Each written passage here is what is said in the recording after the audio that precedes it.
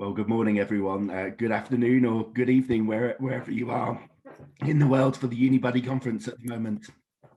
My name's Patrick Hayes. I'm the Chief Development Officer at Times Higher Education, and I'm heading up the THE student proposition. I'll talk more about that in a second, but we'll hand over to Liz Shepherd to just introduce herself briefly. Thank you, Patrick, and good morning from just the other side of London. My name is Liz Shepherd, and I'm the Managing Director of Consultancy Services for the Times Higher Education. And it gives me such a great pleasure to join Patrick this morning to talk about some incredibly exciting new data that for the first time at THE, we're able to understand the perceptions, ambitions and goals of international students globally. Thanks, Patrick. Thanks, Liz. So in this session, we're going to be both, as Liz mentioned, revealing the exclusive results of a panel of prospective international students that we have been surveying. But it's also trying to get to grips with an issue that has been much debated over the last few months since the start of the pandemic. How significant is this issue going to be regarding how long term is the issue going to be regarding the mobility of international students globally? Certainly at the start of the pandemic, there were many doomsday scenarios, and we'll refer to that later on in the talk. But there are now grounds for optimism, and we have seen in recent weeks many news reports suggesting that even the best case scenarios from March this year have actually been proven to be slightly pessimistic, and things are looking more upbeat in certain countries around the world. So we really want to drill down into the data and to present you with the findings on that. If we can. So a little bit about Times Higher Education for those of you who are not aware of us. We're about to celebrate our 50th birthday next year, having served the academic sector with news, research and insights since the 70s. Many of you may know us for our World University rankings. We now have 10 rankings launches a year, where we rank everything from the research intensity of universities globally to the impact that they're having on the world, and also various segments of institutions around the world, from our Japanese teaching rankings to our rankings in the US, our domestic US rankings with the Wall Street Journal. Now, our mission is very much threefold. Firstly, via our rankings and via our data and products, to help universities understand their market position against their mission. So to unlock the data of thousands of universities around the world, so universities can understand where they stand against global benchmarks. But also, and very importantly in relation to this session, to help universities find and access the universities best suited to their abilities and aspirations. Over the last 15 years since we've run the World University Rankings, we've attracted hundreds of millions of students to our platform to look at the best universities in the world, and to find out data, advice and guidance about what's best for them and how they should study abroad.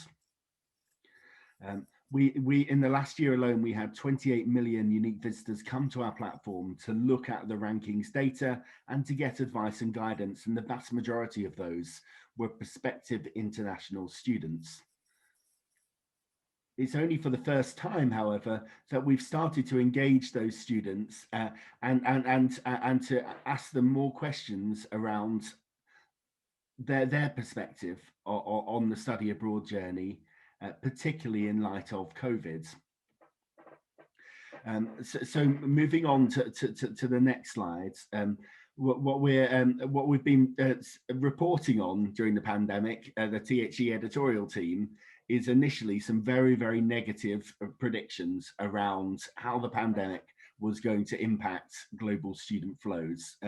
So this story here back in March is indicative of the kind of stories we were seeing at that time, not singling out the particular individual here, but certainly the tone was that coronavirus was going to have a massive hit on students coming from the key source countries going to the four key destination countries, the UK, US, Australia and Canada, and that this wasn't going to be just a short-term issue that would be and students would bounce back once the coronavirus pandemic died down. It would actually be something that would have a long-term generational hit that would change flows of students fundamentally. And the predictions we were hearing, particularly in March, is that it would localize the flows. So we would see, for example, more flows of students just going to East Asia rather than to the main destination countries. Now jump forward to September this year, and we're seeing news articles now that have a much more positive tone. In fact, in the UK in particular, and I should qualify saying that post-study work visas have had a significant impact upon demand in the UK, but in the UK in particular, you're seeing UCAS release data now that says for undergraduates, we're actually seeing record numbers of international student supply. So we've gone from these very, very pessimistic stories in March, where people thought that really the age of this very significant year-on-year growth that UNESCO and others have been tracking for many years now is over, to actually a much more positive story come September. So I think one of the questions I think we can legitimately ask now is there pent-up demand actually when students when the pandemic dies down, if there is a vaccine, or when people just become more comfortable that this is the new normal, actually, are we going to see pent-up demand rather than these flows of students going elsewhere? If we can move to the next slide, Liz. So what we've done is drill down into the data in several ways. So what I'm presenting with you here are year-on-year comparisons with student visitors to the student pages of the Times Higher Education website. And these are student pages that are absolutely dedicated to prospective international students. And here you can see in this graph the year-on-year growth from 2019 to 2020 in terms of unique visitors to those pages. And you can see they were up in January and February. One of the things that was really driving the growth at the start of the year was this announcement around the extension of the post-study work visas, particularly in the UK. And we were seeing a surge of early interest around that, again, especially from the South Asia region. But come the pandemic, interest was down. We saw a 9% year-on-year decline in March and April, which was very much the height of lockdown. And we know from all of the work and engagement we were doing at that point, people were sitting on their hands and saying, we're going to ride this out. But actually from May onwards, with a particularly strong last quarter in August, September and October, we've been seeing pronounced growth. So this here in September time is 31% more students coming to our site looking for information and guidance about studying abroad than we had seen in the previous year, which I think is very significant, not least due to the unprecedented certainty we've been seeing. Thanks, Liz. It is, however, it has been a very mixed picture. So if we look if we look by country, if you look at the four main Anglophone destination countries, it really does differ by country. If you look particularly at the UK, actually interest was flat in Q1. It dipped in March, April, particularly when I think the UK was seen to be particularly badly hit by the COVID pandemic. And we were seeing stories around the world about the fact that you had Italy and then the UK really having a higher number of cases. But in Q3 this year, again, you've seen this bounce back of interest in the UK. And I should say here, these are these are page views on some of the best visited sites on the THE's platform, our best universities pages, which are for students looking to study in the main destination countries.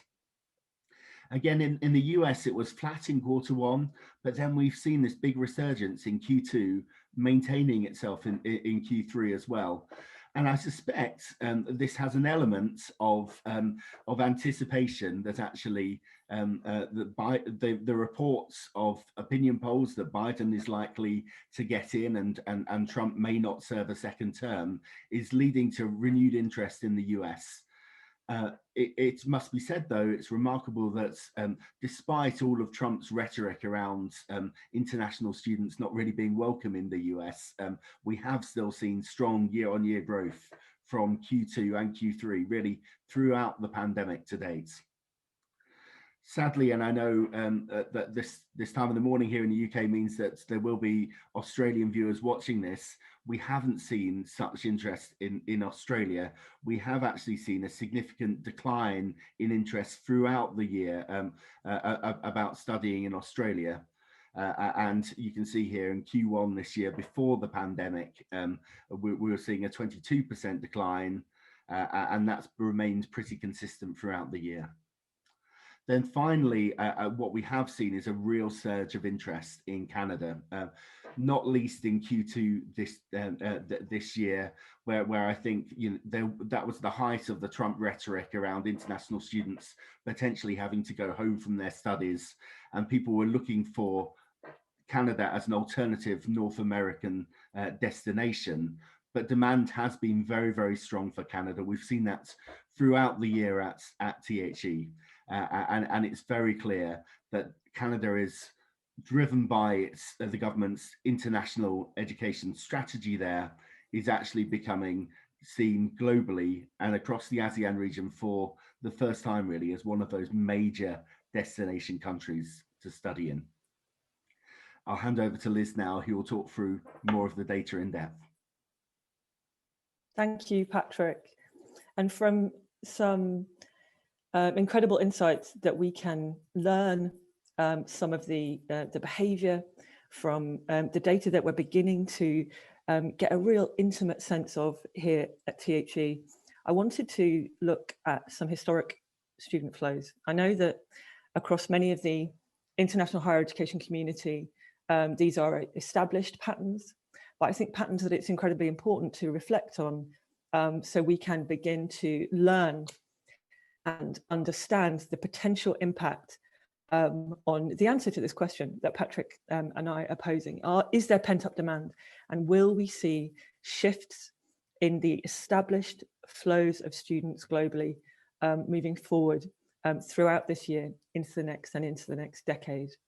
I'm sure this comes as no surprise to many colleagues on the call. I wanted to reflect on two of the largest markets that are at the center of the history and indeed the future of international student mobility. This data from UNESCO, and I'm sure this incredible resource that is hosted by the UNESCO Institute for Statistics is often used.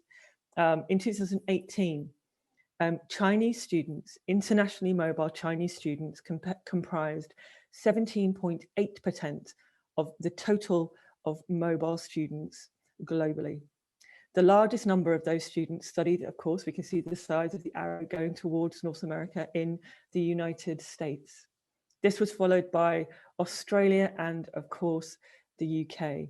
And the UNESCO Institute for Statistics have year on year, decade on decade, tried to estimate the total number of internationally mobile students and how that has grown over time. And they estimate that in the past decade, that number has risen from just over 1 to almost 7 million globally mobile students who travel around the world seeking international education.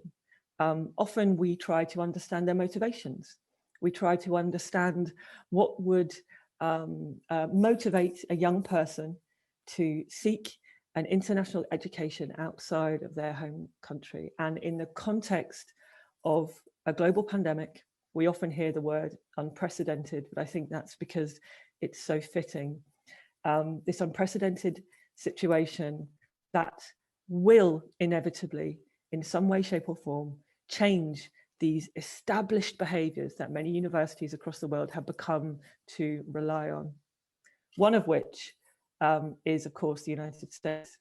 And I think reflecting on the mobility of students from China, I think it is only fitting to understand, should smaller numbers of Chinese students choose to study outside of their home country, particularly in those top 3 destination markets, the United States, Australia, and the UK, the impact on our universities could be significant. And I think this is why data of this kind is so valuable. Of course, when we look at the United States, and this data taken from the Open Doors publication of 2019, in 2018-19, 34% of the total huge number of international students studying in the United States, the 1.09 million international students. And we know, due to the methodology of the Open Doors data, that that is a conservative estimate of international students studying in the US. 34% were from China. I think if we reflect just for a moment on the significance of the potential impact on American universities, should these established patterns of international student mobility be disrupted. And that is why Patrick and I came together, and this was only a couple of weeks ago, because the nature of the pandemic means the urgent need, the dynamic need to collect data that is relevant and timely. This data was collected last week, and we closed this survey on Saturday. So this is really the first live presentation of the data we were able to collect. Patrick and I came together to ask ourselves the question: are students willing to put aside their international study ambitions, reflecting on those patterns that we have just seen, that are established patterns that have grown over decades, and study domestically or online instead? Ultimately, where we see shifts in these established patterns that universities, certainly in the United States, in the UK, and in Australia, have begun to rely upon. And how did we do this? Through the new work of Patrick and his incredible team at THE Student. We have, for the first time, begun to gather data from our international student community. And this is via the establishment and development of THE Student Pulse, a global panel of prospective international students that allows us to track perception, sentiment, and of course, understand the ambition of these incredible individuals that seek an international education outside of their home country. We have been beginning to set up our THE Student Pulse panel over the past number of weeks. And as I said earlier, we are very excited here to present the first data and insights from our first survey of our international student panelists. So a little bit more detail about where our panelists are from. Those that responded to this particular survey, that was, depending on the route they took through the questions, it was between 8 and 10 questions in length. We had a total of 659 responses from our panelists, which was quite incredible. You can see, hopefully, the heat map on the screen reflects clearly enough the global distribution of those respondents. We had a large number from India, from Pakistan, from Turkey, from Brazil, from North America, from Australia and East Asia. We had a really well-distributed global response to this particular survey. And we were able to establish via the demographics, the background information that we gather on all of our panelists, where they intend to study. The largest proportion of these surveyed students wanted to study in the UK at 26%, followed by the US, Canada, Germany, Australia, the Netherlands, and France. So really reflecting a large proportion of our traditional host destination countries for international students. So reflecting well the decision making and the mobility flows of international students currently. So what level of education do our panelists, what level of education did our panelists seek? Here we can see that the considerable proportion, 61% of our respondents to this particular student pulse survey were seeking a postgraduate education, followed by undergraduate at 21% and professional and other qualifications at 19% of our respondents to this particular survey. So an interesting distribution globally of international students who sought study in the top traditional host destinations, and the largest proportion seeking a postgraduate qualification, to give context to the response that we found. So we wanted to give some shape and form to our understanding of the impact of the pandemic, the potential impact of the pandemic on this pent-up international student demand for study internationally. So we simply asked them one question. First of all, filtering that every single respondent to our survey was or is still seeking an international higher education experience. So every single one of our panelists, first of all, said, yes, we are. We're hoping to study, or we were hoping to study internationally. We then asked them if at this time their international study ambitions had been impacted by the coronavirus global pandemic. And we asked them to reflect on this in three ways. I hope that you can see on the screen in front of you, and I hope that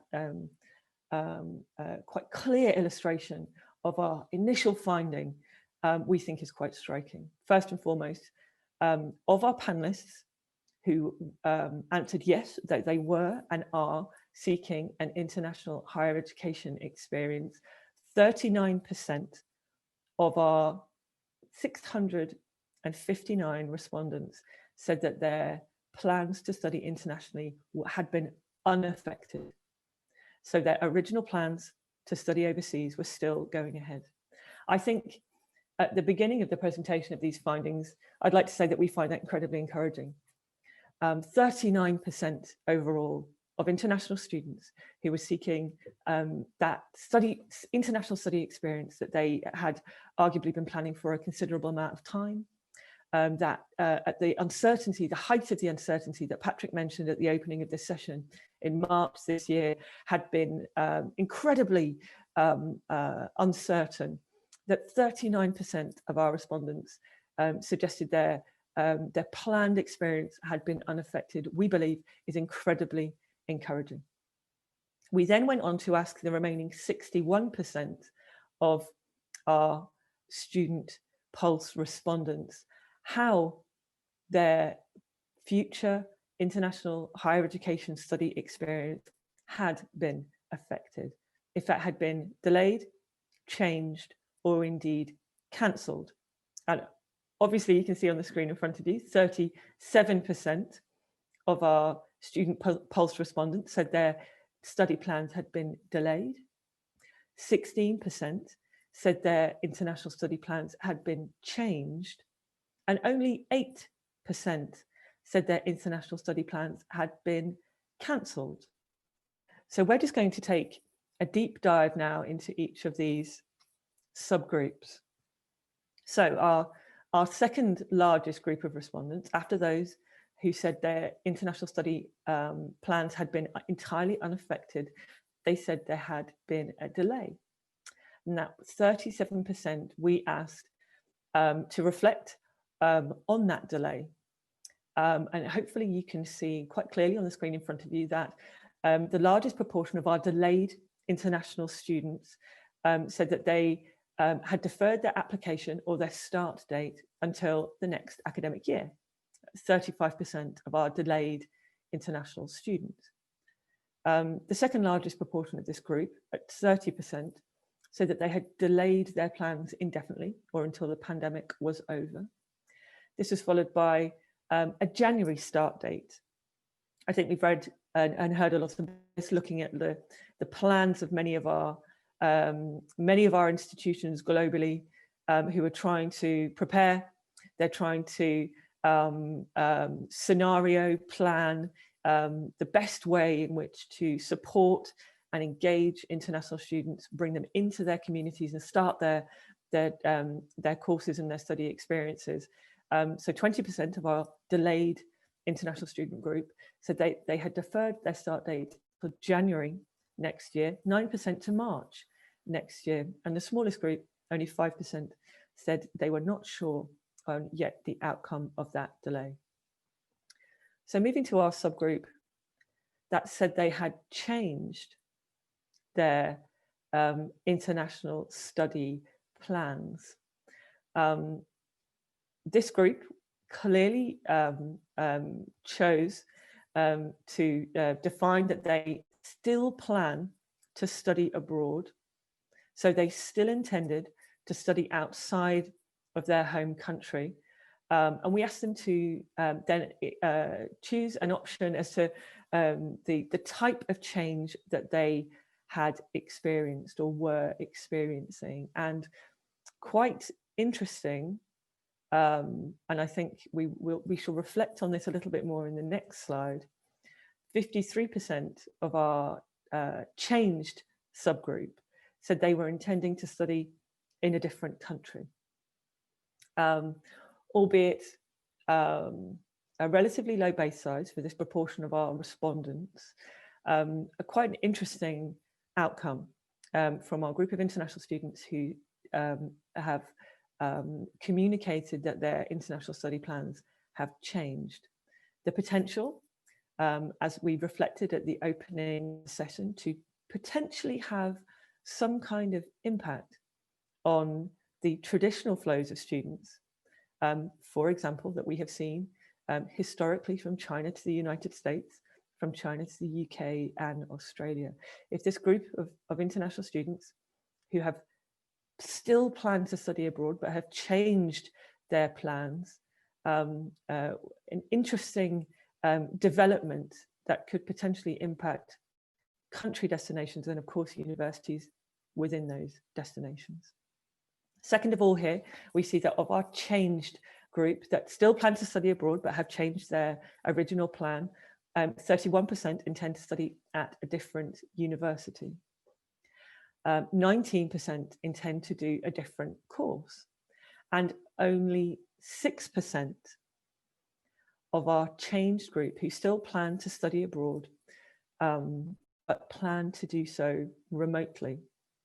So a far smaller proportion than we anticipated, having heard so much in the global sector press about the intentions of international students to still undertake courses that are being put online by universities that they had originally intended to travel to study at. So quite a small number, only 6% plan to study remotely. But we were reflecting, of course, on our largest subgroup here of our international students that had changed their plans. They still planned to study abroad, but had decided that they were going to study in a different country. Could we reflect on this and understand the potential impact on our top host destinations if these plans to study abroad had changed in this way? So hopefully, as you can see on the screen in front of you, I'll describe the data that we are looking at here. This is the same group of respondents to our international student survey, our student pulse survey, the 16% of the total base size that said their international study plans had changed. we can see on the x-axis here the destination country that these students had originally indicated that they intended to study in. So from left to right, we can see that the original study destination of this group of students had been, in the first instance, Canada, followed by Germany, the Netherlands, the United Kingdom, and of course, the United States of America, with the largest group of students who had originally said they intended to study in the US. The bars then represent how their study plans may change. Reading the legend from left to right, apologies if these blue colours are a little hard to discern. The international plans of our group of students had changed in the first instance when they decided to do a different course. The grey bar representing they decide to study at a different university, the lighter blue in a different country, and the darker blue was the option for them to tell us an alternative change to their plans. I think of note, what we can reflect on here is that the largest proportion of our international students who had originally disclosed to us that they intended to study in Canada would still intend to study in Canada, but to do a different course. Patrick reflected earlier at the beginning of the session on the incredible consistent engagement from international students coming to timeshighereducation.com in seeking information about study in Canada. And we believe that our data here reflects the strength of the Canadian destination of Canada, Study Canada, as an incredibly retaining that appeal to international students throughout the pandemic. As we can see, a smaller proportion of our international students were intending to study in Germany, but the largest proportion of that group reflected that they may choose a different university. Again, a smaller proportion that intended to study in the Netherlands, but the largest of that group that they intended to study a different course. When we look at the United Kingdom, a really interesting picture, and again, hopefully will provide some more richness and depth when we look at the data of those, the verbatim responses given by students that decided to select an other option. But the largest proportion of students who had originally intended to study in the UK, but their plans had changed, they suggested they may seek a different course. And finally, those studying in the US or who had originally intended to study in the US, the largest of that group, represented by the grey bar, suggesting they may change their plans to study at a different university. I think we all have watched very keenly on the impact of the coronavirus pandemic across the significant and varied geography of the United States, and perhaps reflecting that the intention of our prospective international students who have changed their plans to choose a different university in the United States of America may reflect this. I just wanted to provide a little bit of insight, into some of the verbatim responses that we had from those students who had selected the category other. So a different reason why they had originally changed their plans. And here we can see, filtered by destination, just a few of those reasons I wanted to highlight. The first from a student who had originally intended to study in Australia, but their plans had changed.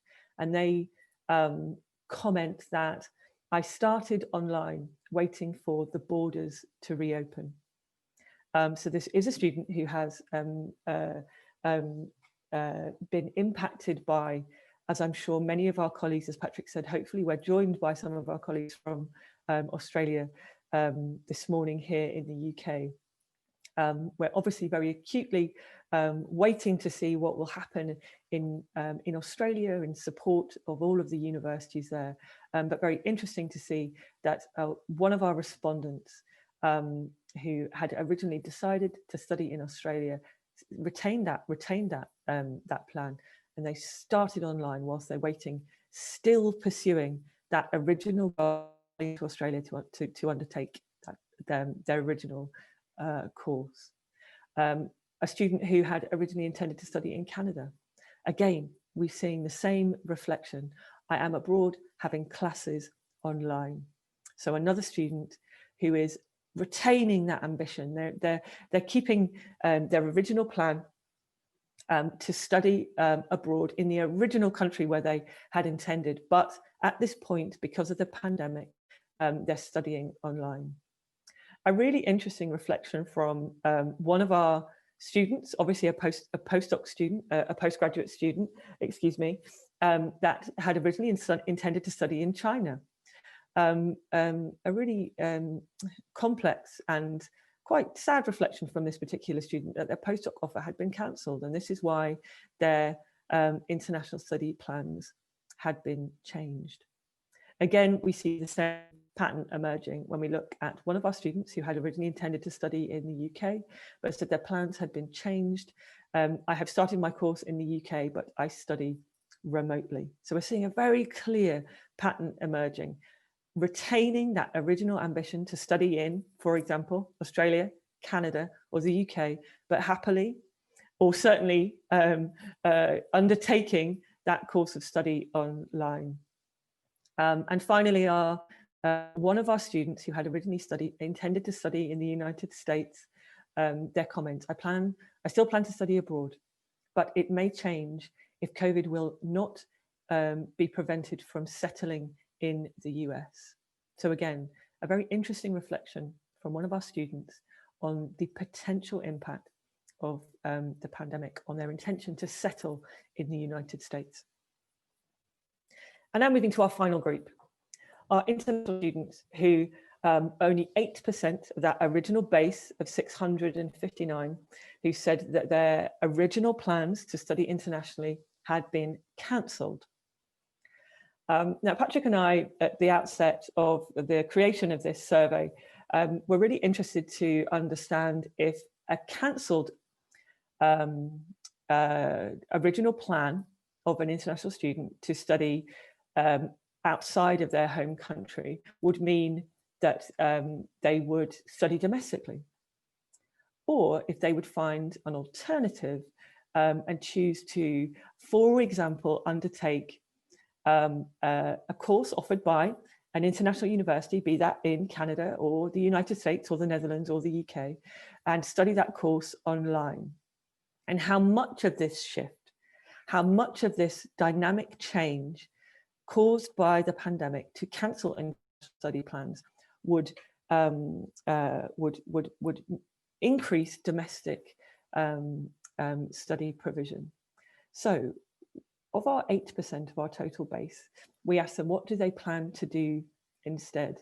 And indeed, albeit from a small base size of only 8% of our original sample, 56% of those students said they intend to study in their home country.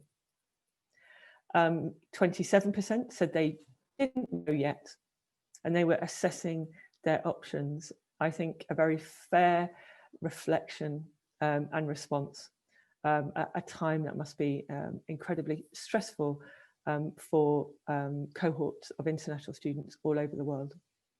21% said they might apply once the pandemic is over, again, reflecting on how much this will impact their timing of their choice of study.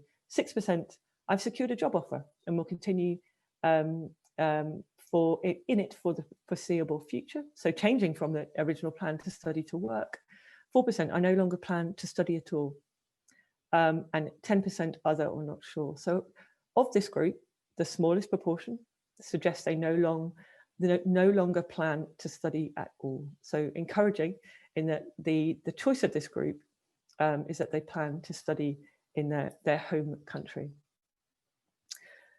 We then, in the final two slides, showing the results from our student pulse survey, we then wanted to reflect a lot more closely on the motivations of this group, and particularly those who having felt, experienced and understood the impact of the corona pandemic on plans to study abroad that we can understand have been in place for some time, and take an awful lot of effort and thought and resources of both individuals and families.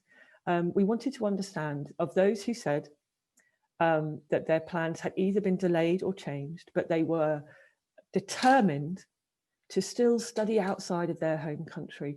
Why pursuing a study abroad experience, despite the pandemic, was so important to them. And as we can see here, the overwhelming majority of this group, 71% of the total base of 351, said that they were determined to pursue an international education, to access exactly that, a world-class education.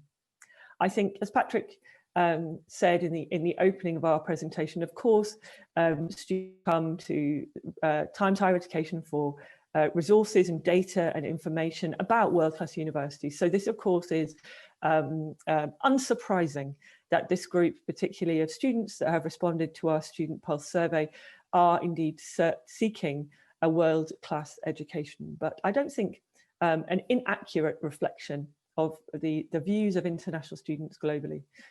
Second of all, 66% say would like to improve their future job prospects.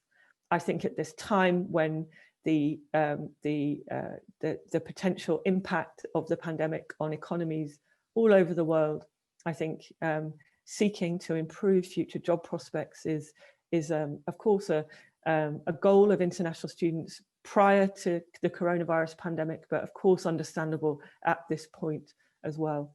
57% of this group said that it was a personal ambition, that this is something that they, a goal that they would personally like to fulfill. And 56% explain that it is to experience living in another culture, living and studying, of course, in another culture. And this tallies really strongly with some early findings from data that Patrick and the THE student team have collected from a wider group of students that we were able to survey at the beginning of the THE student program, where cultural experience and the nuance, the value that international study abroad and international higher education brings to individuals, and the value of culture, I think, is something that we can see is thankfully retained despite the impact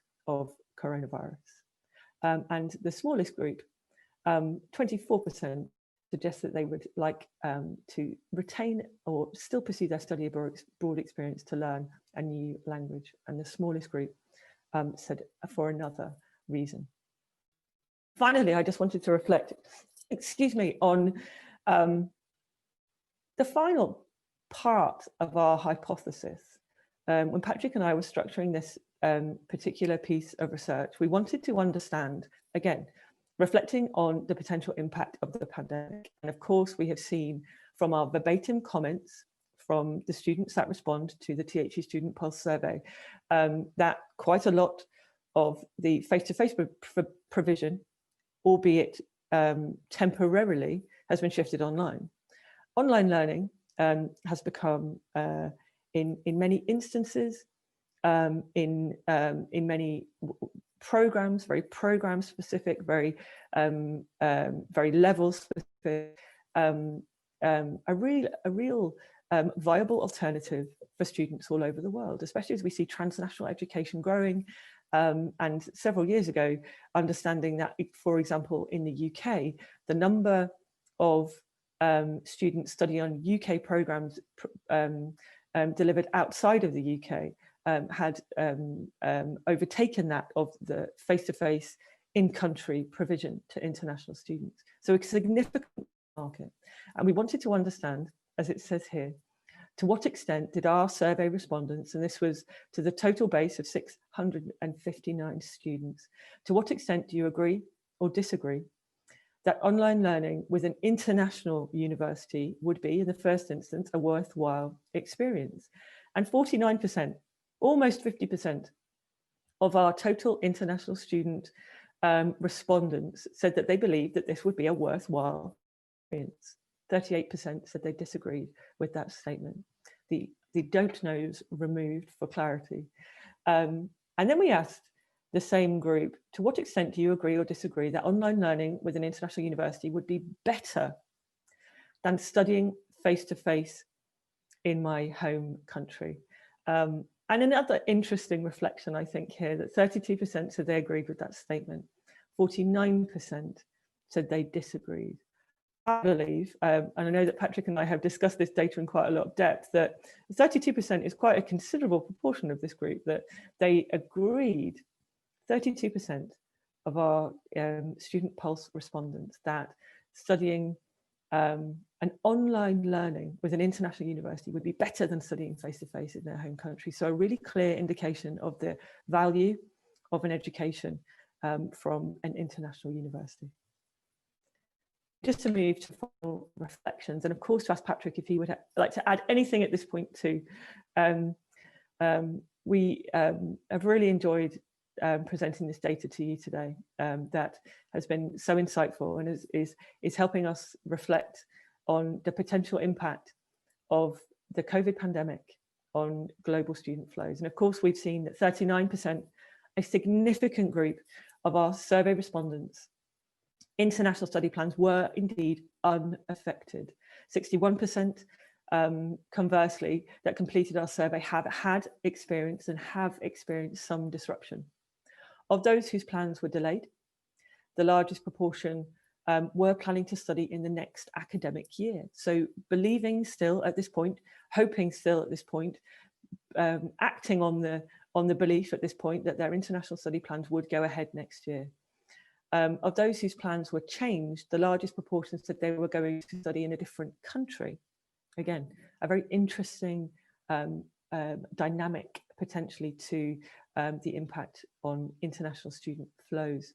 Of those who cancelled their international study plans, so remembering that was just a total of 8% of our total survey respondents, the largest proportion, 56%, said they were intending to study in their home country. Again, dynamic shifts. Of course, as we have seen, world-class education, improved future job prospects and fulfillment of a personal ambition were the strongest drivers for pursuing international education. And only 32% of international students felt that online learning with an international university would be better than studying face-to-face in their home country. And just some final reflections. We certainly believe that an international higher education experience is a viable, valuable, and attractive option to students who took part in our Pulse survey. Our respondents anticipate pursuing their original ambitions to study abroad in early 2021 or at the beginning of the next academic year.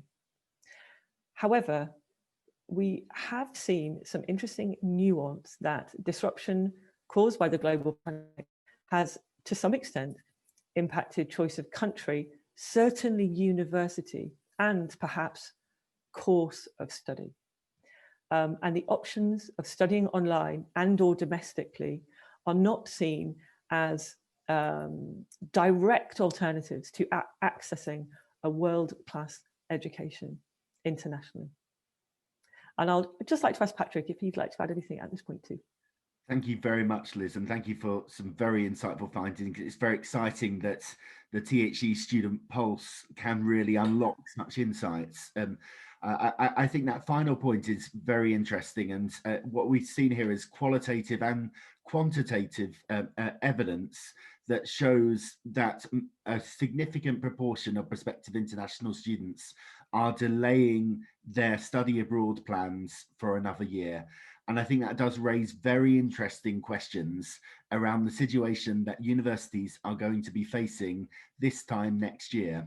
And one of the questions I would certainly be considering now, even though it may feel a world away from the situation that we've been in over the last 6 months, is actually, are we in a situation where demand may outstrip supply next year, in that we see an influx of prospective international students that have delayed their courses over the last 6 to 12 months, attempting to basically attend next September and October time, and will end up competing with a new cohort of international students alongside, of course, a domestic cohort that may also have deferred their studies until they really know what's going on. I think this becomes particularly acute at a postgraduate level. And one of the significant elements of this survey here is that we have a large sample of postgraduate prospective international students. If we look at the UCAS data that generated a lot of headlines from earlier on this month, it was undergraduates in terms of the surge of admissions. What we're seeing here is findings predominantly from postgrads, particularly from the South Asian region. And I think as a result of that, we could well be seeing a situation where we actually do have a high proportion of people who have deferred their studies, looking to study abroad in the 4 main destination countries, with a particular focus on the UK and the US and Canada at the moment, competing with the next cohort of international students next year. So that pent-up demand may well have an impact upon the size and the volume of courses next year. It's worth bearing that in mind, that we could go from a situation where supply broadly outstripped demand this year to a situation where demand may outstrip supply next year. Things are moving very quickly. I think it's very important that we keep abreast of data such as that was presented in the Pulse in order to respond very quick-footedly. Yeah. Thanks, Liz. Thanks, Patrick. And just to end with our final slide, there we go.